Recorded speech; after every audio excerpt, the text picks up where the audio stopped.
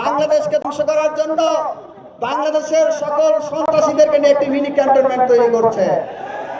এই কিলার ফয়সাল দীর্ঘদিন যাবৎ রেকি করেছে, হাদি ভাইয়ের সাথে সাথে ছিল, সেই তথ্য ডিজিএফআই এর কাছে ছিল না। এটা কোনোভাবেই বিশ্বাসযোগ্য নয়। আমরা মনে করি ডিজিএফআই এর ভারতীয় পোর্শনটি সরাসরি এই হত্যা চেষ্টার সাথে জড়িত থাকতে পারে। কাল বিলম্ব না করে ডিজিএফআই এর যে সকল দায়িত্বরত ব্যক্তিবর্গ রয়েছে প্রত্যেককে বিচারের মুখোমুখি করতে হবে, জবাবদিহিতার মুখোমুখি করতে হবে।